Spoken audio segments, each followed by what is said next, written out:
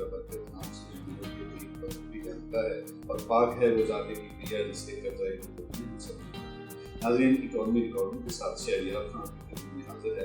आज यहाँ हमारे साथ जो मेहमान शख्सियत हैं उनका तारुफ कुछ इस तरह से है कि वो Faisalabad chamber of small traders and small industry के चीफ एग्जीक्यूटिव, फैसलाबाद की कारोबारी और सनअत तजारत से रिलेटेड हल्का में काफ़ी पहचान रखते हैं। उनसे हमारी गुफ्तगू होगी। उम्मीद वासिक है कि फैसलाबाद की ताजर सनअतकार बरादरी उनके इस इंटरव्यू से मुस्तफ़ीद होंगे और कौमी मिशन के हवाले से उनकी जो मालूमात हैं, जो उनका दस्तरस रखते हैं, उनसे भी यकीनन फ़ायदा होगा। इस वक्त हमारे साथ मौजूद हैं जनाब मियाँ ज़फ़र इकबाल साहब। हम उनसे गुफ्तगू करेंगे। अस्सलाम वालेकुम मियाँ साहब। सबसे पहले तो मियाँ साहब मैं आपको अपने प्रोग्राम में शिरकत पर वेलकम कहूँगा और आपका शुक्रगुजार हूँ कि आपने अपने इंतहाई कीमती वक्त में हमें टाइम दिया और हमारे नाज़रीन बिलखुसूस छोटे ताजर काज के लिए जिसके लिए आपने बहुत तगदो की, उनके लिए आप सरासर मालूमात देंगे। जनाब, सबसे पहले तो बताइएगा कि मियाँ ज़फ़र एंड को के हवाले से ये इसका क़याम कब से अमल में आया और आपके कारोबार की, आपके बिज़नेस की नौइयत क्या है? जी शुक्रिया कानूनी रिकॉर्डर। मियाँ ज़फ़र एंड को की हिस्ट्री ये है कि 1986 में मैंने बाकायदा इनकम टैक्स रजिस्ट्रेशन करवाने के बाद अपने कारोबार को शुरू किया। मेरा कारोबार एक्चुअल टेक्सटाइल इंडस्ट्री और खुसूसन स्पिनिंग इंडस्ट्री के साथ वाबस्ता है। हमारा मेन कारोबार जो है वो हम पावरफुल वैक्स रोल जो उसकी मैन्युफैक्चरिंग करते हैं और पाकिस्तान भर की टेक्सटाइल स्पिनिंग इंडस्ट्री को उसकी सप्लाई करते हैं।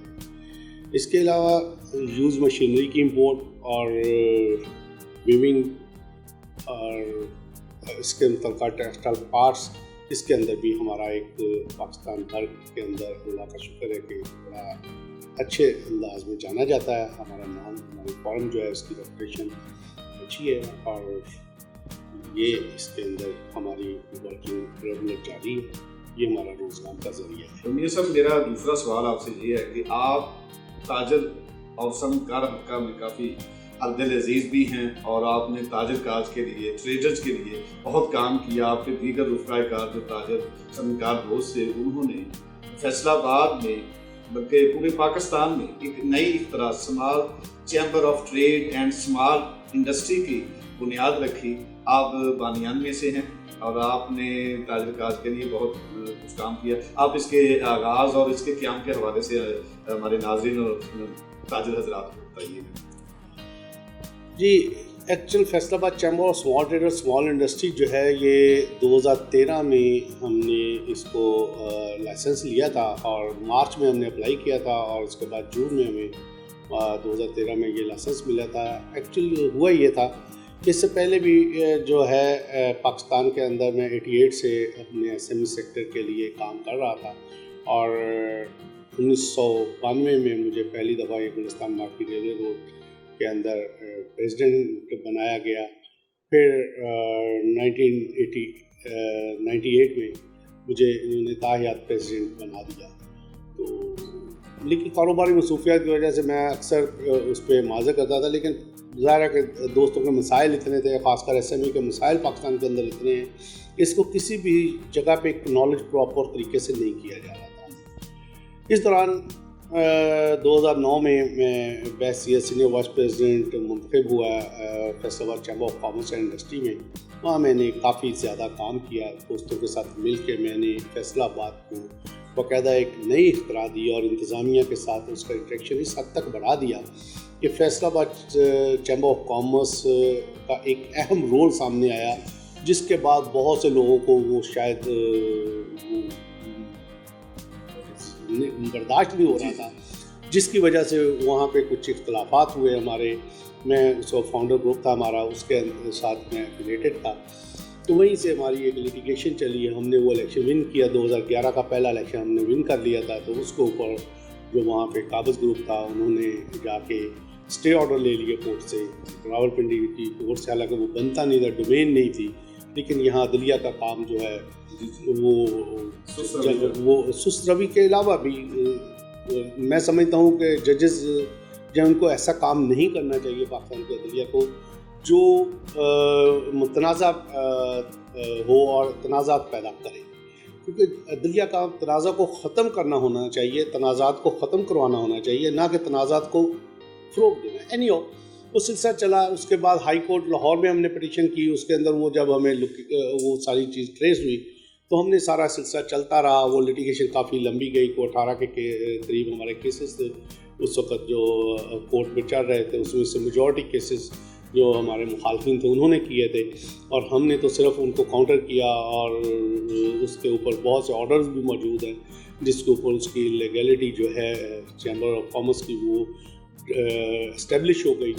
ٹھیک ہے. نہیں وہ سلسلہ چلتے چلتے ڈیورنگ دس ٹائم ہمارا جو تھا منسٹری آف کامرس کے جو ڈائریکٹر جنرل ٹریڈ آرگنائزیشن تھے ان کے ساتھ ہماری کوآرڈینیشن تھی. اس کے ساتھ ہم وہاں پہ لائزان تھے اس آفس کے ساتھ.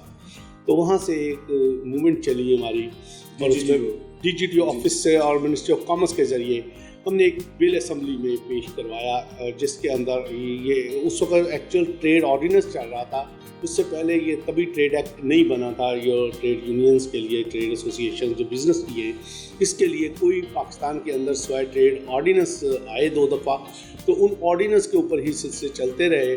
کوئی ویلیڈیٹ ہوتے گئے. لیکن پہلی دفعہ وہ اس وقت پیپلز پارٹی کی گورنمنٹ تھی.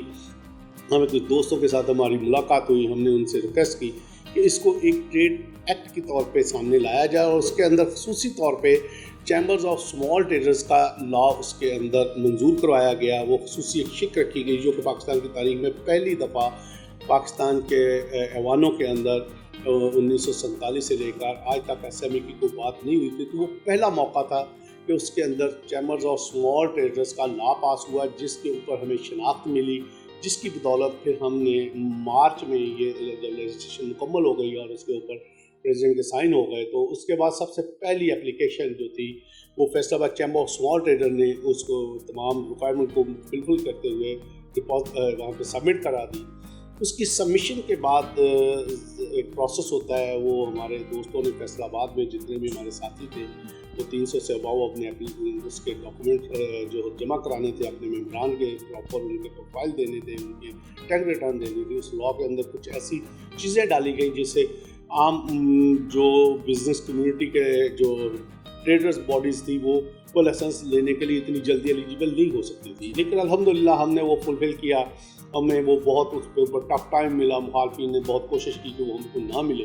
لیکن الحمدللہ اینڈ آف دا ڈے ہم نے جون 2013 میں یہ لائسنس لیا اور اس کے بعد باقاعدہ فیصلہ آباد chamber of small trader small industry کی پہلی باڈی ہے جو federation of Pakistan chamber of commerce کے ساتھ بھی ایفیلیٹڈ ہوئی. وہاں ہم نے رجسٹریشن کرائی. چونکہ ہمارا لا یہ کہتا ہے کہ جب لائسنس ملتا ہے تو اس کے بعد ایس ایس سی پی میں بھی انرولمنٹ کرانی ہوتی ہے. ہم نے اس کے بعد ہم نے ممبرشپ لینی ہوتی ہے پی سی سی آئی کی. تو وہ ساری چیزیں ہم نے پراپر کرنے کے بعد اس کو بھرپور طریقے سے آگے بڑھا. جی ماشاء اللہ بہت بڑی اچیومنٹ ہے اور یقینی طور پر آپ سمیت دیگر آپ کے تعلق بہت جام شانی سے. اور اس وقت تو یہ سب بتائیے کہ پاکستان میں کتنے اسمال چیمبر کام کر رہے ہیں؟ میں پھر آپ کو تھوڑا کریکٹ کر دوں کہ یہ چیمبرز آف اسمال ٹریڈرز ہیں, اسمال چیمبر نہیں ہے. اسمال چیمبر اور کنسیپٹ ہے, چیمبرز آف اسمال ٹریڈرز اور ہے کیونکہ یہ چیمبرز ہیں اسمال ٹریڈرز کے اور کاٹیج انڈسٹری اسمال انڈسٹری کے. تو لہٰذا اس کا جو ایکچوئل اس کا 9 چیمبر پاکستان میں کام کر رہے ہیں.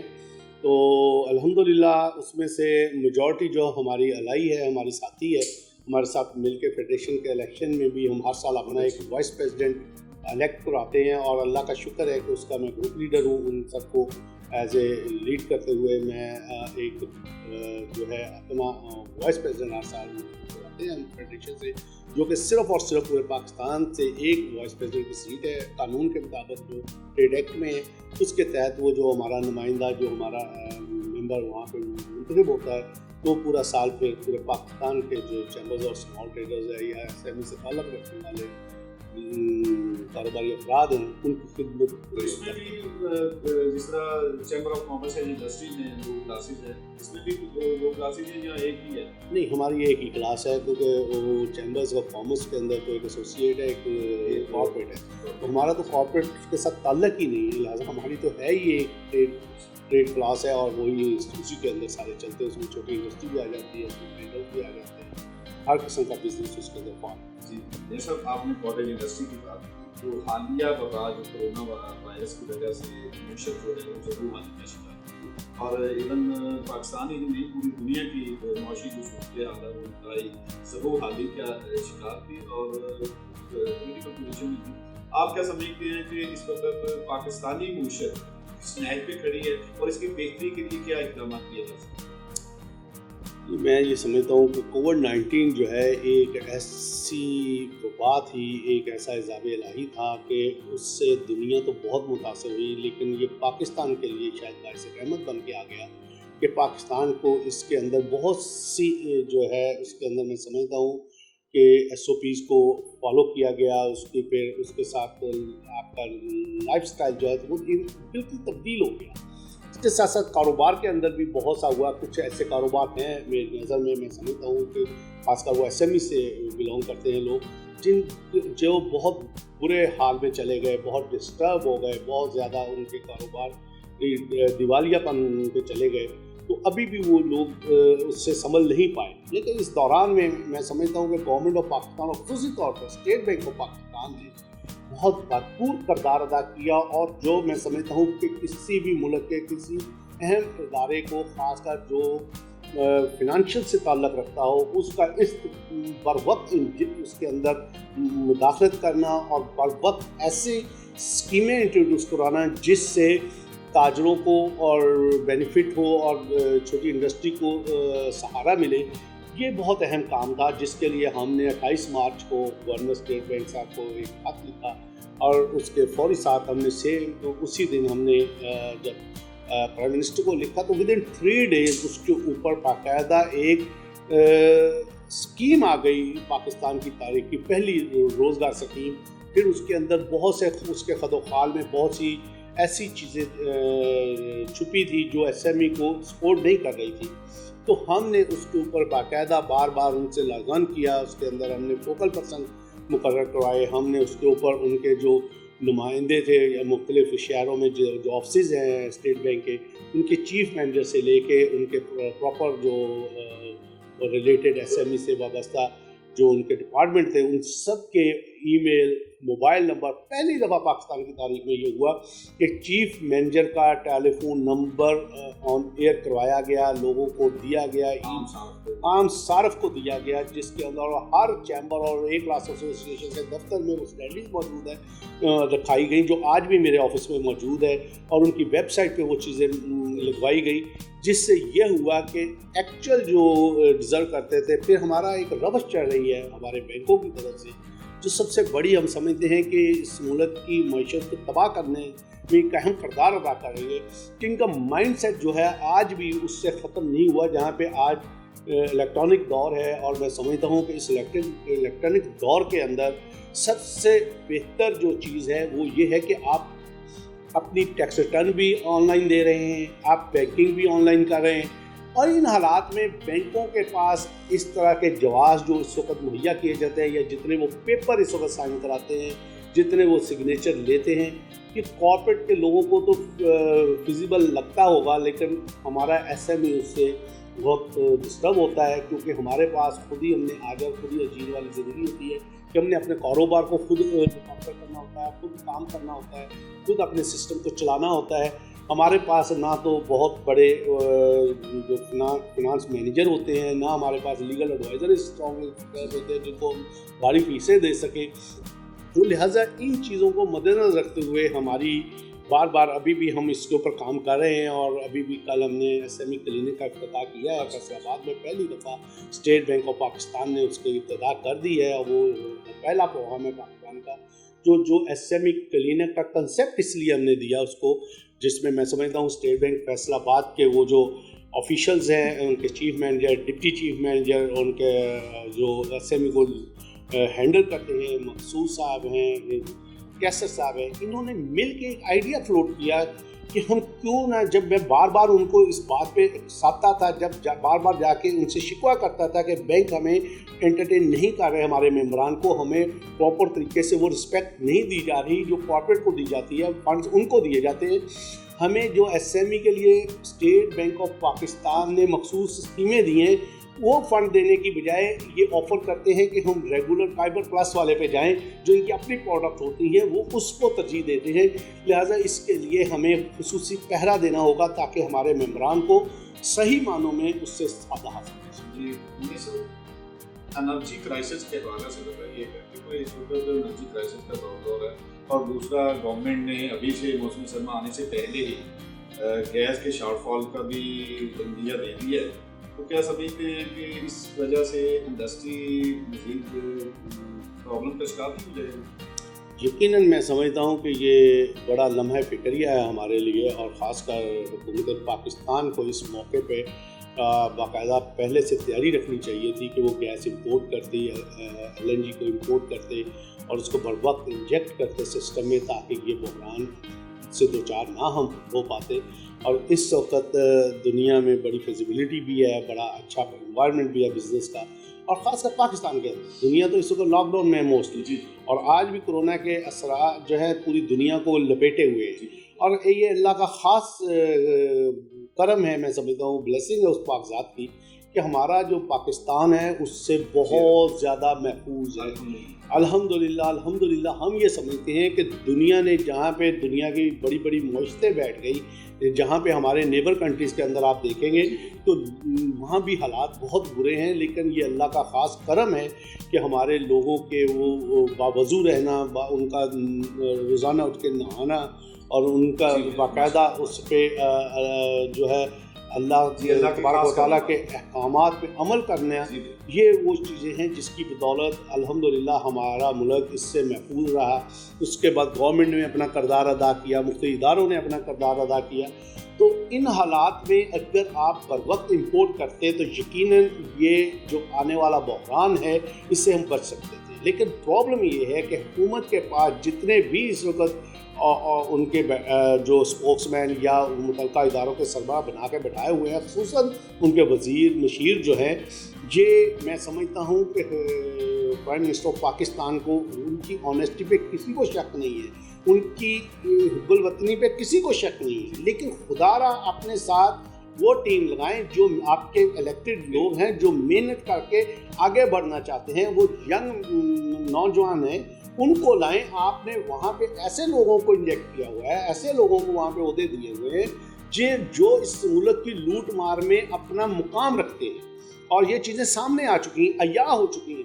ان کے اپنے ان چیزوں میں تعلق ہے، ان متعلقہ فیلڈ میں کچھ نہ کچھ ان کی الزامات ہیں، اور اس طرح کے لوگوں کو میں سمجھتا ہوں آگے نہیں لانا چاہیے. حکومت کو، وزیر اعظم کو ایسے لوگوں کو لے کے آئے جن کا کردار صاف ہے، جو کسی بلیم میں نہیں ہے، تاکہ وہ پراپر طریقے سے آنے والے وقت کی پہلے سے تیاری کریں تو ہم اس بحران سے بچیں. ادروائز کیا ہوگا کہ اس وقت جتنا پاکستان کے پاس ایکسپورٹ کا آرڈر ہے، جس حد تک ہماری ایکسپورٹ بہتر جا رہی ہے، جتنا فارن ٹریڈ کے ساتھ ہم ریونیو فارن ایکسچینج لا رہے ہیں پاکستان اس وقت، تو وہ اگر خدا نخواستہ یہ بحران آیا، ہمارے وہ آرڈر کینسل ہو گئے، ہمیں اس سے دھچکا لگے گا. نہ صرف دھچکا لگے گا بلکہ ہماری معیشت ڈسٹرب ہو جائے گی، جو اپنے پاؤں پہ بہت ملکوں کو سمجھ کے مقابلے میں ہماری معیشت بہتر ہوئی ہے، اپنے پاؤں پہ کھڑی ہوئی ہے، اور بڑے عرصے کے بعد یہ چیز ہوئی. اچھا میاں ظفر اقبال صاحب، سولر انرجی کے حوالے سے مجھے معلوم ہے کہ آپ کافی جانکاری رکھتے ہیں، اور جس آفس میں اس وقت ہم یہ انٹرویو ریکارڈ کر رہے ہیں یہ بھی اپروکسیمیٹلی سولر انرجی پہ ہی چل رہا ہے. تو اس حوالے سے اس ٹیکنالوجی کے آپ تفصیلی ذرا بتائیے گا کہ ہمارے ناظرین اور بالخصوص تاجر و صنعت کار لوگ وہ کس طرح مستفید ہو سکتے ہیں اس ٹیکنالوجی سے. جی تقریباً آج سے 7-8 سال پہلے جب بہت زیادہ یہ انرجی کے ایشوز چل رہے تھے تو میں نے اس وقت ہی یہ سولر کے اوپر کام کیا، سولر کو ایک اپنے بزنس کا حصہ بنانے کی بھی کوشش کی. لیکن بدقسمتی یہ ہے کہ پاکستان کے اندر ایجوکیشن کی کمی اور اویئرنیس کی کمی کی وجہ سے، اور سب سے بڑا جو ہے گورنمنٹ کی پوسٹ حاصل نہ ہونے کی بنا پہ میں اسے کوئٹ کر گیا. تو اس دوران میں نے یہ اپنے گھر کے اوپر بھی اور آفس کے اوپر بھی سولر لگایا، اور آج الحمدللہ مجھ سے جب بحران ہوتا تھا، کئی گھنٹے بجلی بند ہوتی تھی. آپ نے انڈسٹریل سیکٹر میں بھی تجربہ کیا ہے؟ جی بالکل ڈیفینیٹلی میں یہ بتا رہا ہوں نا آپ کو. تو میں نے اس وقت جو تھا، مجھے جو بھی دوست آتے تھے پوچھتے تھے کہ جی سارے اندھیرے میں بیٹھے ہیں، گرمی میں بیٹھے ہیں، آپ کیسے بیٹھے ہیں؟ تو میں کہہ رہا تھا الحمدللہ میں نے اپنی جنت خود بنائی ہوئی ہے. تو یہ ایک ایسی جنت تھی کہ جہاں میرے ایئر کنڈیشن چلتے تھے، میرا آفس چلتا ہے، میرا سارا سسٹم اس کے اوپر چلتا ہے. ابھی گورنمنٹ نے دیکھیں، میں بار بار کہتا ہوں کہ اسٹیٹ بینک آف پاکستان کی ایک اسکیم ہے 6%، جس کے اندر 2% اسٹیٹ بینک لے رہا ہے اور 4% وہ لے رہا ہے جو فیسیلیٹیڈ بینک ہے، جو وہ فنڈ. لیکن وہ ایک فیزیبل نہیں ہے. اس کی ریکوائرمنٹ پوری کرنا نہ انڈسٹریل چھوٹے کے لیے فیزیبل ہے، نہ ایک گھر کے لیے فیزیبل ہے. تو اس کے لیے میں نے بارہا تجاویز دی ہیں کہ آپ اس سسٹم کو اپنی ڈسکوز کے ساتھ شیئر کریں، اپنی ڈسکوز کو جو ہے اس بات پہ ایکٹیو کریں کہ وہ فنڈ اسٹیٹ بینک کا 2% پہ خود اٹھائے. اس میں بینکوں کو آپ نکال دیں، کیونکہ فنڈ اگر وہ بینک کے ذریعے آپ سب ڈسٹریبیوٹ کرتے ہیں فنڈ، تو وہ آپ کیوں نہیں اپنے ڈسکوز کے ذریعے اس کو ڈسٹریبیوٹ کر لیتے؟ تو وہ اس کے بجائے 2% چارج لے. ڈسکو جو بھی ہے، جیسے فیسکو ہے، لیسکو ہے، میپکو ہے، ایسکو ہے، یہ ساری کمپنیز ہیں. یہ وہ پیسے اٹھا کے ہر گھر، ہر چھت کے اوپر، ہر بزنس جو اینٹی ہے اس کے اوپر، اپنی چھت کے اوپر، اس کی چھت کے اوپر وہ سولر لگا کے اس کو ریورس میٹر آج کل آ گئے ہیں جو آپ کو آن لائن سسٹم مہیا کرتے ہیں، اس پہ لے آئے تاکہ لوگوں کی ریکوائرمنٹ ختم ہو اور یہ انڈسٹری کو آپ بجلی دیں. وہ پورا دن جتنا میرا خیال ہے کہ پاکستان کے اندر اگر 11 نہیں تو 10 مہینے میں گارنٹی کے ساتھ کہتا ہوں کہ ماشاءاللہ سورج اتنا شدت کے ساتھ اپنی توانائی دیتا ہے کہ جس کو ہم ضائع کر رہے ہیں اور غلط کر رہے ہیں، اس سے آپ کی انوائرمنٹ بہتر ہوگی. لیکن بدقسمتی یہ ہے، میں پھر وہی بات کروں گا کہ کارپوریٹ کے لوگوں نے وہ کیپچر کیا ہوا ہے کہ انہوں نے وہ بجلی ان کو بیچنی ہے. انہوں نے معاہدے ایسے کیے ہیں، ایسی گورنمنٹوں کے ساتھ ایسے معاہدے کیے ہیں. جب قائد اعظم سولر پارک کا انسٹالیشن ہو رہی تھی تو میں اس وقت بیٹھ کے یہ باتیں کرتا تھا. یہاں نجم شاہ سے فیصل آباد ڈی سی او رہ کے گئے تھے. مجھے ان کے ایک بہت قریبی دوست کے ساتھ میرا بحث ہوئی لاہور میں، مجھے آج بھی یاد ہے. انہوں نے کہا جی وہ بہت کمپیٹنٹ ہیں، وہ بیٹھیں گے وہاں پہ تو اس کو فیزیبل کروا لیں گے. میں نے کہا یہ ممکن ہی ہے کہ ریگستان کے چولستان کے اندر آپ جا کے سولر لگاؤ اور ڈسٹ کے ساتھ وہ بھر جائے. یہاں پہ تو لوگ اپنی چھت کے اوپر لگا ہوا سولر صاف نہیں کرتے کئی دن. تو یہ وہ چیز ہے، سولر کو ایکچوئل اگر آپ نے استعمال کرنا ہے تو اس میں کو ہفتے کے اندر 2 دفعہ آپ نے پانی کے ساتھ اس شیشے کو صاف کرنا ہے، کیونکہ جب گاڑی کا شیشے کے اوپر آپ کے دھول ہوگی تو آپ کو نظر نہیں آئے گا. تو اسی طرح جب سولر کا جو سیل ہے اس کے اوپر ڈسٹ آ جائے گی تو وہ سورج سے وہ توانائی آپ کو نہیں دے گا جو اس کی ضرورت ہوتی ہے، اس گھر کی یا اس انڈسٹری کی یا اس بلڈنگ کی. لہٰذا اس کے لیے تھوڑی سی کیئر کرنی پڑتی ہے. اگر یہ کر لیا جائے تو میں سمجھتا ہوں کہ اس سے اچھا نہیں مل سکتا. یعنی یقینی طور پر آپ کے کہنے کا مقصد یہ ہے کہ اگر سولر انرجی کو اڈاپٹ کر لیا جائے اور قدرت کی یہ جو تحفہ ہے، یہ روشنی، یہ سورج کی تمازت، اس سے فائدہ اٹھایا جا سکتا ہے. اور اس کو ڈسکو جتنی ہے وہ اگر اس پہ کریں اور اس کو بلوں کے اندر انسٹالمنٹ ڈال کے جیسے بل لیتے وہ لے کے پیسے بینکوں کو دیتے جائیں تو میرا خیال ہے کہ اس سے زیادہ فیزیبل چیز مل ہی نہیں سکتی. یہ سب Faisalabad chamber of small trade and small industry کے حوالہ سے بتائیے گا کہ اس کی شہر کی تعمیر و ترقی کے حوالے سے اب اس ادارے کا کیا کردار ہے اور دیگر کچھ ایسے کچھ معاملات آ جاتے ہیں تو اس حوالے سے آپ بتا رہے ہیں. دیکھیے فیصل آباد چیمبر آف اسمال انڈسٹری کا ایکچوئل جو چونکہ اس کی برتھ ابھی بہت کم ہے، صرف 8ویں سال میں ہم داخل ہوئے ہیں، تو ابھی تک تو مختلف ادارے جو اس کو اکنالج ہی نہیں کر رہے جو ہونا چاہیے تھا، یا گورنمنٹ آف پاکستان کو جس طرح ان کو مقام دینا چاہیے تھا وہ دینے کو تیار نہیں ہے، کیونکہ وہاں پہ بھی وہی بات ہوتی ہے کارپوریٹ کے لوگ بیٹھے ہیں وہ برداشت نہیں کر پا رہے. تو اس ڈومین میں رہتے ہوئے ہم نے اپنے طور پہ فیصل آباد کے جتنے بھی ایسوسیشنز ہیں، تاجر اور ٹریڈ کلاس کے جو بھی انڈسٹری کلاس کے لوگ ہیں، ان سب کو ہم نے ایک پلیٹ فارم اکٹھا کرتے ہیں، ان کے مسائل کو حل کرتے ہیں. اس کے اندر اسٹیٹ بینک ہو یا ایف پی آر ہو یا دیگر ادارے، ہماری کوشش ہوتی ہے کہ فیصل آباد کی انتظامیہ کے ساتھ اگر کسی کا کوئی ایشو ہے اس کو ریزالو کریں، چونکہ چیمبر کا کام فیسیلیٹیٹ کرنا ہے. چیمبر ایک برج ہے جو تاجر اور اداروں کے درمیان قائم کیا جاتا ہے.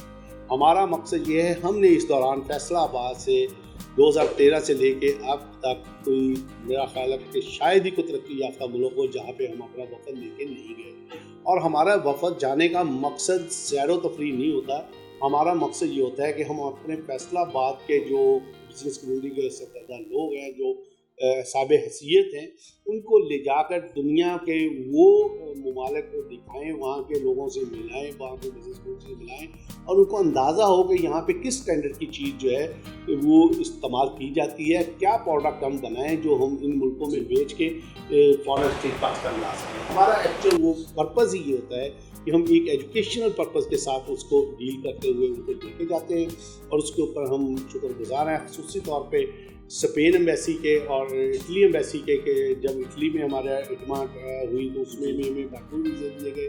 لیکن لاسٹ ایئر ہم جب اسپین میں یہ بارسلونا میں ہوئی تو ہمارے ممبران کو کوئی 43 کے قریب ویزے ملے. تو میں یہ سمجھتا ہوں یہ ایمبیسی, یورپین ایمبیسی کا ہم پہ ٹرسٹ, ہمارے چیمبر پہ, یہ ان کو ہمیں عزت دینا, اور یہ اتنا بڑا ڈیلیگیشن تھا. جب ہم وہاں گئے, وہاں کی بزنس کمیونٹی سے ملے, ہمارے جو کونسل جنرل صاحب تھے وہاں پہ بارسلونا میں, ان کو جب پتہ چلا تو وہ ان کے لیے سرپرائز تھا کہ اتنا بڑا ڈیلیگیشن آیا ہے, اور ایمبیسی, پاکستانی ایمبیسی جو ہے اسپین میں, اس کو پتہ نہیں ہے. انہوں نے اپنے ٹریڈ آفیسر کو فون کیا, انہوں نے کہا یار آپ کیا کام کر رہے ہو, تو میرے سامنے اس کی سرزنش کی گئی. لیکن میں یہ سمجھتا ہوں کہ اس طرح کے آفیسر اگر کوشش کریں وہاں پہ بیٹھ کے تو ہم بہت زیادہ کام کر سکتے ہیں. پھر انہوں نے ہمارا ایک شام کھانے کی وہاں پہ 100 کے قریب گیدرنگ ہوئی, وہاں پہ لوکل جو ان کے بزنس مین تھے, میڈیا تھا, وہ ہمارے ساتھ بیٹھا. انہوں نے کٹا سوال کیا, ہم نے ان کے جواب دیے, اور الحمدللہ اتنا مطمئن ہم نے ان کو کیا کہ وہ ہمارے جو کونسل جنرل صاحب تھے, ان کے الفاظ تھے کہ آج تک کوئی آ کے ان کو اس طرح پراپر مطمئن نہیں کر پایا جس طرح آپ آج کر کے جا رہے ہیں. تو پھر انہوں نے ہمارے اعزاز میں اگلے دن کھانا دیا ہمارے وفد کے ساتھ. ہم نے بھرپور وفد کو, انہوں نے وہاں کی بزنس کمیونٹی نے ہمیں لنچ کروایا. تو آج بھی ہمارا ان کے ساتھ لائزان ہے, ہمارے ساتھ وہ ایفیلیٹڈ ہیں وہ لوگ. تو ہماری یہی کوشش ہے کہ ہم اپنے ملک کی پروڈکٹ کو زیادہ سے زیادہ, اور خاص کر ایس ایم ای کی, کیونکہ چھوٹے ایس ایم ای ابھی بھی ہمارا ایک مقصد ہے, ہمارا ایک آئیڈیا ہے کہ ہم گورنمنٹ آف پاکستان کو بار بار یہ کہہ رہے ہیں کہ آپ اپنے جتنے بھی فارن آفسز ہیں وہاں پہ دیکھیں. جیسے یورپ ہے, یورپ کے جتنے ملک ہیں 30, 32, 27 جو بھی ہیں, ان کے اندر آپ دیکھیں کہ کہاں پہ پورٹ جو ہے قریب ہے, اور پورٹ کے ایریا میں کہاں فیزیبل اور سستی زمین کو مل سکتی ہے جہاں پہ ہم ویئر ہاؤس بنا سکیں. وہ پاکستان ایمبیسی جو ہے, ہماری پاکستان گورنمنٹ وہاں ویئر ہاؤس بنائے, اور پاکستان سے ایس ایم ای سے وابستہ لوگ جو ایک کنٹینر اکٹھا نہیں بھیج سکتے اپنے طور پہ, وہ 3 یا 4 ایس ایم ای مل کے ایک کنٹینر بنائیں, وہاں لے جا کے ڈمپ کریں, اور وہاں پہ جو پاکستانی موجود ہیں ہمارے, جو وہاں پہ روزگار کمانے کے لیے جابیں کرتے ہیں, ملازمتیں کرتے ہیں, مختلف جگہ پہ جا کے وہ محنت مزدوری کرتے ہیں, ان کو وہ ٹارگٹ دیں, ان کو بلائیں, ان کو وہ سیمپل دیں, انہیں کہیں یہ پروڈکٹ ہمارے ویئر ہاؤس میں آ گئی ہے, آپ جائیں مارکیٹنگ کریں, اس کو بیچ کے آئیں. تو میں سمجھتا ہوں کہ اس سے 2 چیزوں میں ہمیں فائدہ ہوگا کہ ایک تو ہمارے جو پاکستانی وہاں پہ رہ رہے ہیں ایک عرصہ دراز سے, ان کو ایک روزگار کا آسان طریقہ ساتھ مل جائے گا, ہماری پروڈکٹ کو ہائی لائٹ کرنے کا ایک طریقہ ان کو مل جائے گا, ملے گا. اور ہمارا جو لوکل یہاں پہ ایس ایم ای سے وابستہ مینوفیکچر ہے, وہ اپنی پروڈکٹ جب بھیجے گا, اس کو ڈالر میں پیسے آئیں گے تو لا محالہ اس سے خوشحالی ملے گی. اور وہ لوگ جو میڈل مین کے طور پہ اس میں چل رہے ہیں, جو ایکچوئل منافع وہ لے جاتے ہیں, چھوٹے تاجر کو, چھوٹی خاص کر کاٹن انڈسٹری کو, چھوٹی انڈسٹری کو وہ بینیفٹ پراپر نہیں ملتا جو اس کو ملنا چاہیے. یہ ہمارا عزم ہے, اس پہ ہم کام کر رہے ہیں. ماشاءاللہ جی. آخر میں بس ایک چھوٹی سی گزارش یہ ہے کہ اپنے تاجر صنعتکار بھائیوں کے لیے, جو آپ کے لیے محبت کا جذبہ رکھتے ہیں, کیونکہ آپ ان کے رہنما ہیں, اور ان کے لیے کچھ پیغام دینا چاہیں گے. میرا پیغام یہی ہے کہ اپنے چھوٹے اور درمیانے درجے کے کاروباری افراد سے کہ اپنا کاروبار جتنا بھی ہے اس کو لیگلائز کریں, لیگل طریقے سے کریں, اس کو ڈکلیئر کریں, اپنے ایسٹ کو ڈکلیئر کریں, ٹیکس ریٹرن پراپر طریقے سے دیں, اور ٹیکس ریٹرن ایسے وکلا کے ذریعے نہ دیں جو ہونر نہیں رکھتے یا جو ان کو سبز باغ دکھاتے ہیں کہ جی ہم آپ کی بچت کر رہے ہیں، وہ ایکچوئل آپ کی بچت نہیں کر رہے ہوتے، وہ آپ کے لیے پرابلم کریٹ کر رہے ہوتے ہیں کہ آپ کو جتنا بھی کاروبار کرنا ہے اس کو ڈکلیئر کریں اپنا زیادہ سے زیادہ، جو تاکہ گورنمنٹ آف پاکستان کو ٹیکس بھی جائے، اور پھر آپ بہتر طریقے سے دنیا کے کسی بھی ترقی یافتہ ملک کا ویزا لینے کے لیے جب آپ اپنے ڈاکومنٹ سبمٹ کریں گے تو یقیناً آپ کو عزت کے ساتھ ویزا بھی ملے گا، آپ کو پریشانی بھی نہیں ہوگی، آپ دنیا بھی گھوم سکیں گے. اور یہ دنیا بہت خوبصورت ہے، اس کو گھومنا چاہیے، اس کو جا کے دیکھنا چاہیے تاکہ آپ کے کاروبار میں اضافہ ہو، ملک کے ریونیو میں اضافہ ہو. انہی الفاظ کے ساتھ میں آپ کا شکریہ ادا کرتا ہوں کہ آپ نے مجھے موقع دیا. اور جی تو ناظرین، یہ تھے میاں ظفر اقبال، ان سے ہماری سیر گفتگو ہوئی. امید واسع ہے کہ آپ یقیناً محظوظ ہوئے ہوں گے. اللہ تعالیٰ آپ کو ہم سب کا حامی ناصر ہو.